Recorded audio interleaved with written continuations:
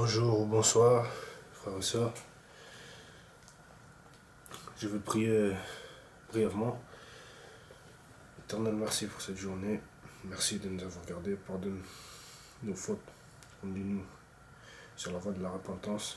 Aide-nous à nous améliorer de jour en jour, à marcher dans toutes tes voies, à t'aimer de tout notre cœur.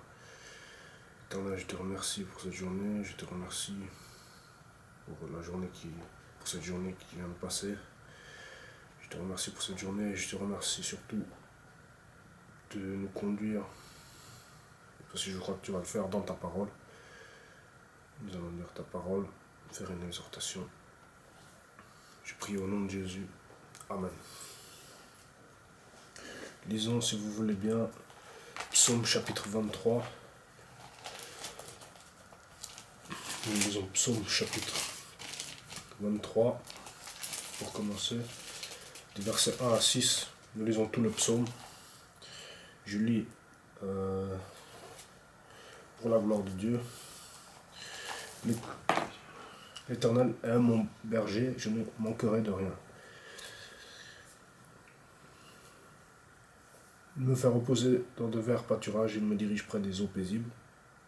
Il restaure mon âme, il me conduit dans les sentiers de la justice à cause de son nom.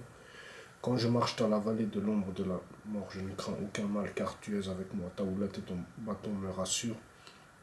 Tu dresses devant moi une table en face de mes adversaires. Tu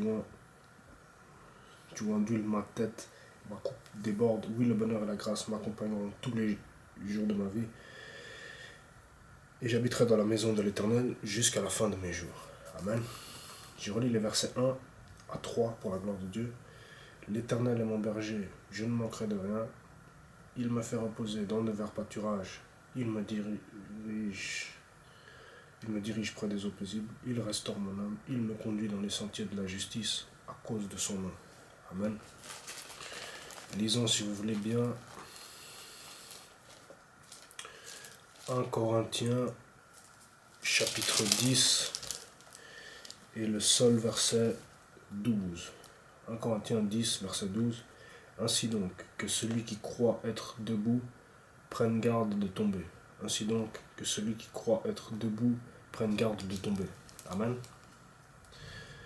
C'est un avertissement de l'apôtre Paul pour les enfants de Dieu. Il nous exhorte à la prudence. Il faut que l'enfant de Dieu soit prudent. Prenons à présent Genèse chapitre 20. Et nous lisons tout le chapitre. Genèse chapitre 20. Je lis pour la gloire de Dieu. Séjour d'Abraham à Guérar. Séjour d'Abraham à Guérar. Abraham partit de là pour la contrée du Midi. Il s'établit entre Kadès et Chour et fit un séjour à Guérar. Abraham disait de Sarah, sa femme, c'est ma sœur. Abimelech, roi de Guérar, fit enlever Sarah. Alors Dieu apparut en songe à Abimelech pendant la nuit et lui dit, voici tu vas mourir à cause de la femme que tu as enlevée, car elle a un mari. Abimelech, qui ne s'était point approché d'elle, répondit, Seigneur, ferais-tu périr même une nation juste? Ne m'a-t-il pas dit c'est ma sœur? Et elle-même n'a-t-elle pas dit c'est mon frère? J'ai agi avec un cœur pur et avec des mains innocentes. 6. Dieu lui dit en songe, je sais que tu as agi avec un cœur pur, aussi t'ai-je empêché de pécher contre moi. C'est pourquoi je n'ai pas permis que tu la touches. Maintenant rends la femme de cet homme, car il est prophète. Il priera pour toi et tu vivras. Mais si tu ne la rends pas, sache que tu mourras, toi et tout ce qui t'appartient. Abimelech se leva de bon matin. Il appela tous ses serviteurs et leur rapporta toutes ces choses. Et ces gens furent saisis d'une grande frayeur. Abimelech appela aussi Abraham et lui dit, qu'est-ce que tu nous as fait? Et en quoi t'ai-je offensé que tu aies fait venir sur moi et sur mon royaume un si grand péché? Tu as commis à mon égard des actes qui ne doivent pas se commettre. Et Abimelech dit à Abraham, quelle intention avais-tu pour agir de la sorte? Abraham répondit, je me disais qu'il n'y avait sans doute aucune crainte de Dieu dans ce pays et que l'on me tuerait à cause de ma femme. De plus, il est vrai qu'elle est ma sœur, fille de mon père. Seulement, elle n'est pas fille de ma mère, et elle est devenue ma femme. Lorsque Dieu me fit errer loin de la maison de mon père, je dis à Sarah, voici la grâce que tu me feras. Dans tous les lieux où nous irons, dis de moi, c'est mon frère.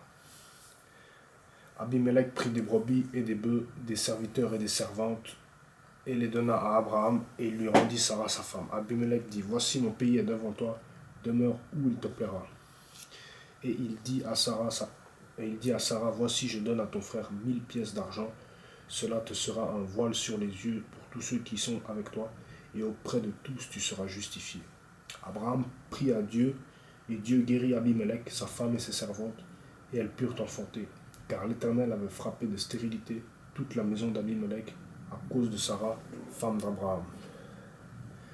Amen. Ça,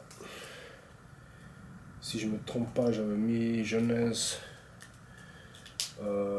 les chapitres précédents de Genèse, maintenant nous sommes arrivés au chapitre 20. Et lisons en parallèle Actes des apôtres au chapitre 19, toujours pour la gloire de Dieu, bien sûr. Je rends grâce à Dieu pour sa parole. Paul à Éphèse. Pendant qu'Apollos était à Corinthe, Paul, après avoir parcouru les hautes provinces de l'Asie, arriva à Éphèse. Ayant rencontré quelques disciples, il leur dit, « Avez-vous reçu le Saint-Esprit quand vous avez cru ?» Ils lui répondirent, « Nous n'avons pas même entendu dire qu'il y ait un Saint-Esprit. » Il dit, « De quel baptême avez-vous donc été baptisés ?»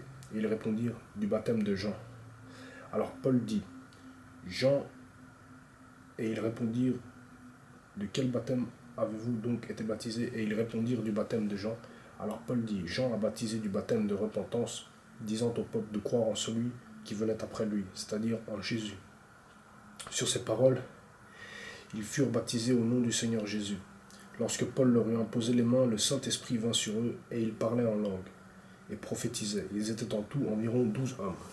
12 hommes. Ensuite, Paul entra dans la synagogue où il parla librement. Pendant 3 mois, il discourut sur les choses qui concernent le royaume de Dieu, s'efforçant de persuader ceux qui l'écoutaient. Mais comme quelques-uns restaient endurcis et incrédules, décriant devant la multitude la voix du Seigneur, il se retira d'eux, sépara les disciples et enseigna chaque jour dans l'école d'un nommé Tyrannus. Cela dura 2 ans, de sorte que tous ceux qui habitaient l'Asie, juifs et grecs, entendirent la parole du Seigneur. Et Dieu faisait des miracles extraordinaires par les mains de Paul, au point qu'on appliquait sur les malades des linges ou des mouchoirs qui avaient touché son corps, et les maladies les quittaient et les esprits malins sortaient. Quelques exorcistes, juifs ambulants, essayèrent d'invoquer sur ceux qui avaient des esprits malins le nom du Seigneur Jésus, en disant « Je vous conjure par Jésus que Paul prêche. » Ceux qui faisaient cela étaient 7 fils de Séva, juifs, l'un des principaux sacrificateurs. L'esprit malin leur répondit, « Je connais Jésus, et je sais qui est Paul. Mais vous, qui êtes-vous » Verset 16. Et l'homme dans lequel était l'esprit malin s'élança sur eux, se rendit maître de 2 d'entre eux, et les maltraita de telle sorte qu'ils s'enfuirent de cette maison nus et blessés. Cela fut connu de tous les Juifs et de tous les Grecs qui demeuraient à Éphèse, et la crainte s'empara d'eux tous, et le nom du Seigneur Jésus était glorifié. Et le nom du Seigneur Jésus était glorifié. Plusieurs de ceux qui avaient cru venaient confesser et déclarer ce qu'ils avaient fait. Et un certain nombre de ceux qui avaient exercé les arts magiques, ayant apporté leurs livres, les brûlèrent devant tout le monde. On en estima la valeur à 50 000 pièces d'argent. C'est ainsi que la parole du Seigneur croissait en puissance et en force. Après que ces choses se furent passées, Paul forma le projet d'aller à Jérusalem en traversant la Macédoine et la Caïo. Quand j'y serai allé, se disait-il, il faut aussi que je voie Rome. Il envoya en Macédoine 2 de ses aides, Timothée et Eraste, et il resta lui-même quelque temps encore en Asie. Émeute à Éphèse. Il survint à cette époque un grand trouble au sujet de la voix du Seigneur. Un nommé Démétrius, orfèvre, fabriquait des temples de Diane en argent et procurait à ses ouvriers un gain considérable. Il les rassembla avec ceux du même métier et dit aux hommes, vous savez que notre bien-être dépend de cette industrie, et vous voyez et entendez que non seulement à Éphèse, mais dans presque toute l'Asie, ce Paul a persuadé et détourné une foule de gens en disant que les dieux faits de mains d'hommes ne sont pas des dieux. Le danger qui en résulte, ce n'est pas seulement que notre industrie ne tombe en discrédit, c'est encore que le temple de la grande déesse Diane ne soit tenu pour rien. Et même que la majesté de celle qui est révérée dans toute l'Asie et dans le monde entier ne soit réduite à néant. Ces paroles les ayant remplis de colère, ils se mirent à crier « Grande est la Diane des Éphésiens !» Toute la ville fut dans la confusion, ils se précipitèrent tous ensemble au théâtre, entraînant avec eux Gaius et Aristarque, macédoniens compagnons de voyage de Paul. Paul voulait se présenter devant le peuple, mais les disciples l'en empêchèrent. Quelques-uns même des Asiarques, qui étaient ses amis, envoyèrent quelqu'un vers lui pour l'engager à ne pas se rendre au théâtre. Les uns criaient d'une manière, les autres d'une autre, car le désordre régnait dans l'assemblée et la plupart ne savaient pas pourquoi ils s'étaient réunis. Alors on fit sortir de la foule Alexandre, et que les Juifs poussaient en avant, et Alexandre faisant signe de la main voulait parler au peuple. Mais ils reconnurent qu'ils étaient Juifs, d'une seule voix crièrent pendant près de 2 heures. Grande est la Diane des Éphésiens. Cependant, le secrétaire, ayant apaisé la foule, dit « Homme Éphésiens, quel est celui qui ignore que la ville d'Éphèse est la gardienne du temple de la grande Diane et de son simulacre tombé du ciel ?» Verset 36, pour la gloire de Dieu. Cela étant incontestable, vous devez vous calmer et ne rien faire avec précipitation, car vous avez amené ces hommes qui ne sont coupables ni de sacrilège, ni de blasphème envers notre déesse. Si donc Démétrius et ses ouvriers ont à se plaindre de quelqu'un, il y a des jours d'audience et des proconsuls qui s'appellent en justice les uns les autres. Et si vous avez en vue d'autres objets, ils se régleront dans une assemblée légale. Nous risquons en effet d'être accusés de sédition pour ce qui s'est passé aujourd'hui, puisqu'il n'existe aucun motif qui nous permette de justifier cet attroupement. Après ces paroles, il congédia l'assemblée. Amen. Que Dieu soit béni. Que Dieu bénisse tout le monde. Que Dieu bénisse tout le monde.